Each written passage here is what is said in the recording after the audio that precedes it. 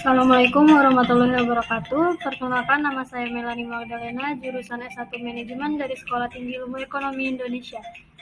Dari cuplikan-cuplikan yang saya paparkan, berisikan tentang ibu kota negara yang akan pindah ke Nusantara.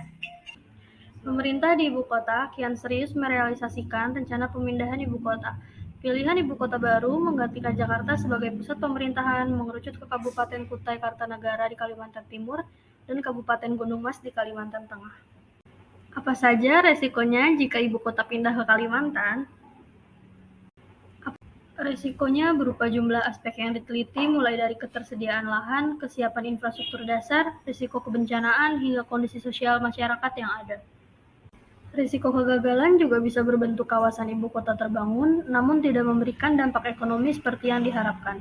Risiko lainnya juga bila ibu kota baru nyatanya bakal jadi kota sepi penghuni, atau setidaknya tetap kalah dengan kota lama yang pernah menjadi ibu kota sebelumnya. Solusi dan ilusi ibu kota negara pindah ke Kalimantan adalah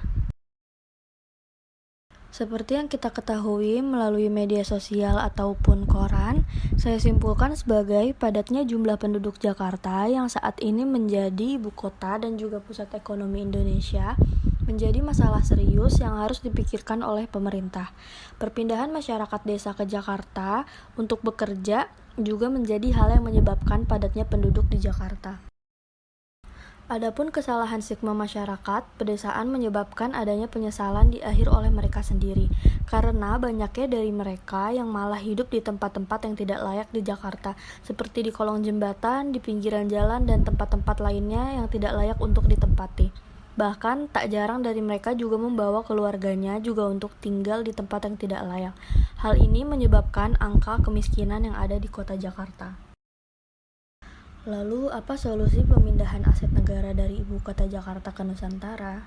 Pemerintah masih melakukan pembahasan teknis atas aset-aset pemerintahan di Jakarta usai DPR mengesahkan rancangan Undang-Undang Ibu Kota Negara. Salah satu yang menjadi pembahasannya adalah pemanfaatan gedung-gedung instansi pemerintah seperti gedung DPR.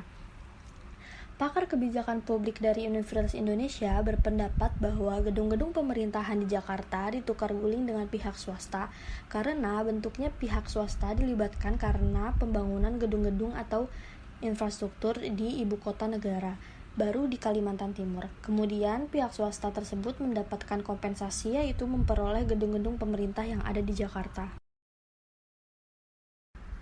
Baik, kesimpulan yang saya dapat di sini adalah bahwa rencana pemindahan ibu kota negara Republik Indonesia dari Jakarta ke Kalimantan Timur bukanlah hal yang sepenuhnya baik.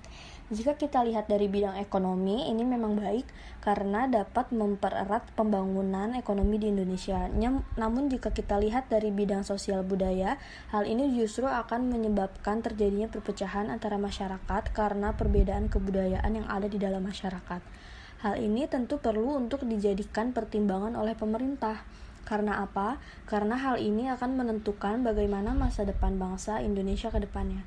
Dengan begini, maka rencana pemindahan ibu kota bukanlah sebuah penyesalan terhadap masalah-masalah yang ada, karena hal ini justru akan menyebabkan permasalahan lain yang dapat mengancam integritas bangsa Indonesia. Cukup sekian yang bisa saya paparkan. Terima kasih sudah menonton. Wassalamualaikum warahmatullahi wabarakatuh.